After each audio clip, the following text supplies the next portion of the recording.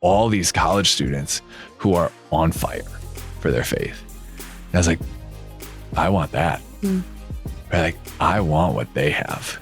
And that was really cool. It's like, oh, we can bring together sport and faith. There's also a moment in there where the coach was like, hey, if it doesn't get better, right, it's probably not worth continuing. And that scared the heck out of me. Sure. The Fierce Athlete Podcast is here to empower female athletes to thrive in their God-given identity and femininity. You are a daughter of God, fully feminine, fully strong. Welcome back, everyone, to the Fierce Athlete Podcast. This is your host, Sam Kelly, and I'm so excited to be continuing our month on the spiritual life, particularly the spiritual life of an athlete. And I can think of no better guest to have come talk about the spiritual life than a Dominican priest and very dear friend of mine, Father Ben Keller. Father, welcome to the podcast. Thank you. Thank you. Joy to be here. Joy to be here. So Father and I have known each other for years. We were focus/varsity Catholic missionaries together years ago. And he's actually also the chaplain of the Fierce Athlete team board. He's our spiritual father. He takes good care of us. He prays for all of you. But Father was also a college baseball player. He works at Indiana University now. So he's in and around the IU football team. So he has a lot of experience, obviously, when it comes to spiritual life, but also when it comes to sport. And so I thought it would just be awesome to have somebody who could just speak to our hearts as daughters and speak about the spiritual life of an athlete, particularly the spiritual life of a female athlete. So that will be our next two episodes. And we're just excited to dive in. Wonderful. So, Father, let's start with you. Tell me a little bit about your background. Where'd you grow up? Obviously, you played college baseball. Speak a little bit into that. But I'd love to just hear within that story and within that context, how your spiritual life matured and how that helped you both in your athletic career, but now in your vocation or entering your vocation. Yeah, for sure. So I grew up in Minnesota. I'm from the Twin Cities area, kind of northwest suburbs of the Twin Cities. And just growing up, like as a family, we went to mass every week. We would pray all the time growing up. Like we prayed before we went to bed as a family growing up and things like that. So like prayer and faith was a real part of my life. And it was something that we did. And then I played a lot of sports. I had, two sisters and two brothers. And so we were outside playing a lot.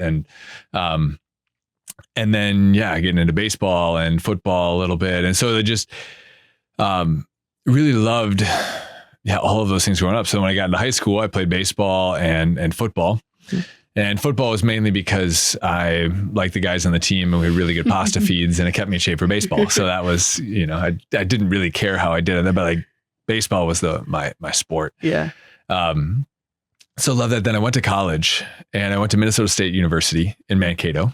So it's southern Minnesota, about 2 hours from home. And I went down there and got down there and it was like, okay, now I need to choose, right? Like if I need to actually live my faith on my own because my parents aren't going to bring me to mass. Yeah. And so I was like, okay, but like, I mean, I've always done this as a routine. I also just didn't like getting in trouble.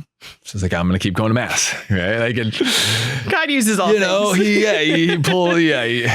It works. But so I started going to mass and then I really like to learn. So I jumped into a Bible study and I started going to this Bible study. It was Sunday nights right before mass. And then we go to mass together at 9 p.m. And so that was kind of going and I started getting into, and playing baseball and knowing the baseball guys. And like, I also never wanted to drink because I just didn't want to get in trouble once again. And I saw people just drinking and doing dumb things. And so I was like, I don't really want to do that. So I'd go to the parties, but like I'd never drink. And then I just go home early and actually get some sleep and it worked out well. But in that, so I started in that first semester, I was kind of finding friends and doing things. They started playing this promo video for this big conference. And it was this big conference that was happening in Orlando over Christmas break. And I was like, ooh, like, there's the promo video was awesome for that one. There's like these waves, ocean waves coming in. There's no ocean in Orlando, but they had ocean waves. And I was like, man, that would be fun. Right. Like, cause you were not made for comfort. You were made for greatness. I was like, ooh, okay. Like, it was like, but I was like, wow, but I should go home and be with my family. So I didn't sign up. And then it was finals week. And one of the guy who was leading the Bible study, he came up to me and he's like, hey, like we have all the money fundraised, just come with us. And it's like, okay. Okay. So I called my mom. I was like, hey, is this all right? And she's like, yeah, for sure. Right. Like, Yes! like my mom's going to say no to that. Right. Like, so I jump in and I go on that 30-hour bus ride down to Orlando. And on that 30-hour bus ride, I meet a whole bunch of new people. And like, oh, and like I get to the conference and like there's all these college students who are on fire for their faith. And I was like, I want that. Right? Like I want what they have. And so as I'm doing this and then there's a night of adoration and confession. And I'm sitting there and in adoration and like I went to confession and like the room is like the size of a football field and they had the confession line in the room and this super long confession line, but a whole bunch of priests and great confession. And I just kneeled, like it clicked. Like this is real. Right? Like, and I had known that it was real, but like I knew it was real. It's actually, side note, it's kind of funny because I was reading your book a couple years ago. This, and I'm like, well, not everybody in that room was an on-fire Catholic. Some were disgruntled and wondering why the heck they were there. And we flew. So, Okay. So you didn't have the 30-hour bus ride. But this was January 2nd, 2010. Yeah. Yep. Because it's funny because I was reading your book and I was like, I was there. Yeah. I was there and the Lord was working on my heart in that night too. That's the so night if you haven't I read met the book Lord, yet. so Yeah. If you haven't read the book yet, read the book. It's in there. God can do powerful things. But it was like. And then all these years later, here you are. Yeah. In my studio. Yeah. Dear friend. At the time, and we didn't meet till years later. I actually interviewed him for Focus. Yeah. And I got hired, so it worked out. It was a fun interview. Like I'm blown away at God's just providence. Like he knew.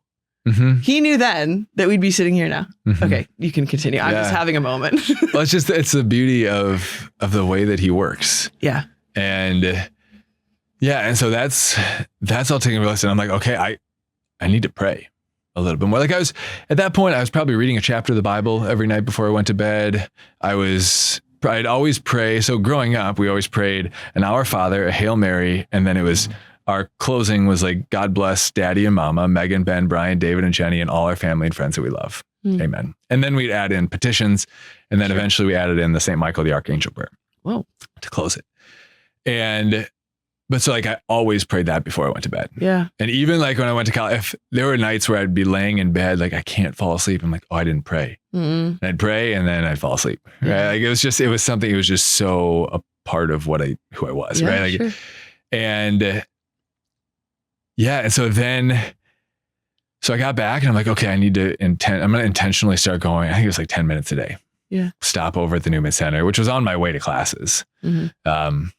Actually not quite freshman year. Every year after that it was. But so I started just going over there before or after class once a day and just started. And I really didn't know what I was doing, but I started. And I think that was huge because it started something. And also when we got back, AJ, the guy who was leading the Bible study, started leading an athlete Bible study. And that was really cool. It's like, oh, we can bring together sport and faith. Like we started reading, we read, what is it? Run so as to win, right? Like, do you not know that all the athletes in the stadium run the race, but only one wins the prize? Run so as to win. You know, it's like every athlete exercises discipline in a, whatever way, but they to win a perishable crown, but we an imperishable one. And it's just like, oh, right. Right. Like my focus is so in one direction, right? It's on sports, it's on school. And then like faith gets a little side. Oh yeah, I kind of like doing that. Right. Like, but then, so I was like, okay, right, I'm diving in. And then AJ goes and applies to become a Focus missionary who's leading the Bible study. And he's going to become a missionary. And I was like, well, I like what we're doing. Like, I'll lead it next year. Right. Like, love that. I don't know what I'm doing. Right. Like I'm the youngest guy in the room. And they're just like, all right, I guess I'm going to do it. Right. So then we get to next year, right? Next year shows up in the fall and I'm like, oh, now I have to actually invite people. And like, I was freaked out because it was always like, hey, like, you think maybe like we're doing this Bible study kind of thing. If you want to come, like it's fine. Like if you don't, it's fine. It's okay. Yeah. I just look back and laugh at it like that people actually came, right? But it was great. We started doing this Bible study together, and that just kept growing. Eventually, it became just a baseball study, and one of the other guys led an general men's athlete study. But so that is all kind of going on this whole time. And then I'm playing baseball, and like sophomore year, one of my hips started hurting. And so that was an interesting piece of like, it started hurting. We couldn't figure out what it was. And it was just really frustrating. And so just kept trying to come back to like, okay, Lord, what's going on? And like, Lord, I believe you can heal me. Maybe you can heal my hip, right? Like, and going back to that all the time. And so eventually that summer, my hip just kind of got better. We never really figured out what it was at that point. And it was just like, okay, well, got better. Now I can play again. Yeah. There's also a moment in there where the coach was like, hey, if it doesn't get better, right, it's probably not worth continuing. And that scared the heck out of me. Sure. Right. Because at that point, right, I'm living my faith. And like, this is sophomore year. So I'm leading a Bible study and stuff, but like my identity is still so rooted in the sport. And it was just like, yeah, thinking back on it, it was just like the fear, like, oh no, who I consider like my identity, might lose my identity. Yeah. But my hip got better. And so we were good. You didn't have to think about that. Didn't have to think about that anymore. No. Yeah. And then so, but yeah, and just kept coming back to it, like kept, praying more. And by that point, junior, senior year, I was probably praying an hour a day and playing baseball and doing engineering and just like, it's doable. Prioritize your time. Yeah. Yeah. It's a little crazy, but it worked. It works. Yeah. And it gives you like, I just love sport, like baseball, because it just took me out of the thinking. Well, I still probably thought too much in sport, but like it took me out of the engineering stuff, and it just gave my mind a rest from that. And I got to focus on something else. And then I could then at the end of the day, then I'm tired physically, but I can go now and apply myself because I've took a couple hours off. So I thought that was super helpful. Yeah. But yeah, so this is all going on. And like one day this is middle of junior year. I'm sitting at mass, and the priest in the middle of his homily says, maybe you're called to be a priest. For some reason that like he said it all the time, and he said this to everybody, right? This is just general homily. He talked about vocations a lot. That time it hit me and it stuck. And I was like, oh no. Oh, like he might be calling me to be a priest. And like after about a week, I still couldn't get it out of my head. So like, I gotta go talk to him. Talk to somebody. Right? Like I was dating a girl at the time. And just like, I gotta like, so I went and I talked to him. He gave me a book to read called To Save 1,000 Souls. And in there, at the end of the 3rd chapter, there's a prayer. It's at least similar. In my head, it's changed a little bit, but like it's, God, I want what you want. Even if I don't want it right now, even if I'm afraid right now, I want it. Help me to want to be you. Help me to want to be what you want me to be. And I was like, well, that's a good prayer. That's a good prayer for anybody. Like I do want what you want, God. Yeah. Right. Like, and there's a reason that I still have it in my head. Right. Yeah. Like it's because that's what we want. Yeah. And I'm like, well, okay, God, I'll pray that. That year, it was like after about 6 months, my heart just kind of did a 180. I'm like, God might be calling me to be a priest. That scares the heck out of me. To like, all right, Lord, if you're calling me, I'm in. Yeah. And such an athlete mentality. It's like, okay, we'll figure it out. Like, I'm all in for, we'll go for it. Like, run so as to win. Yeah. Right. Like, thus I will not run aimlessly. I will not fight as if shadow boxing. Right. Like, I'm going to drive my body and train. So like, okay, let's go. And we got into sports psychology a little bit. Baseball is very mental. Right. Super mental. Yeah. Game. And so, my junior and senior year, we did a lot of sports psychology stuff. And so that was really. Yeah, it's like sports psychology center. On campus. Yeah. Because when I visited there, they were talking all about it. It's so cool. Yeah. So we did a bunch, and I started learning a bunch of sports psychology, and I was like, oh, like this is just like faith, but they pulled out Jesus. Yes. So it's like one of the core things is like always like have your identity in something other than sport. It's like, okay, then what? Then what though? Yeah. Right. Like if it's not Jesus, then what? Because in my school, like that's not going to be helpful. In popularity, in like what, like none of those things are helpful. You see. I mean, I've tried all the other things, but you see, that's what you see athletes doing today. It's like, okay, I'm not just an athlete, but I'm this, or I'm this, and this. It's like, yeah, I continued to dig in and going into senior year, and I was coming in, and at that point I knew I mean, I always wanted to be in the major leagues, right? Like who doesn't? Yeah, I didn't tell anybody that because I, don't want to set myself up for failure, but I wanted that for sure. Right. Like, and I was realizing like, okay, that's not going to happen. Right. Like my junior year was tough. One of the guys who was younger than me was playing a lot better than me. He played awesome. Right. Like it was, he should have been playing, and like I was realizing like, okay, like that's not my, but I want to contribute. I want to do what I can do and be there. And so senior year was a lot of fun, but it was realizing like, okay, I think God is calling me to be a priest. But like that summer I saw the Dominicans, which was, it was a group of priests and brothers that lives together and prays together and works together. And I was like, oh, I love that model. Like that's like a sports team. Like pursuit of a common goal together. And so that was another piece. I was like, oh, I like that. And like, I like religious life in general, but like I wanted to see other orders. So then I became a focused missionary, and I was up at the University of Mary. And that year I got up there. And so I was working with Varsity Catholic. So I was like, hey, like going around talking to the different coaches. I was like, hey, this is what we do. Can I talk to the guys? And he's like, sure. And most of them were like, yeah, for sure. So I could talk to the basketball team and just talking to them about what we do, and pass around a notebook of like, hey, does anybody want to jump into a Bible study? The notebook got back with 13 names on it. And I was like, whoa. Like I was hoping to start one men's athlete Bible study. Yeah. I was like, do you guys want to just do a team study? And they're like, yeah, for sure. Like, okay. So like, great. So we started, and like, we got 4 Bible studies started within the first month. And when I was talking to the baseball coach, he was like, hey, would you help coach? I was like, I think yes. But like, I gotta check. I've never, they didn't orient us on that. So then I got to coach a little bit also, which was really cool to start to see it from the other side. Yeah.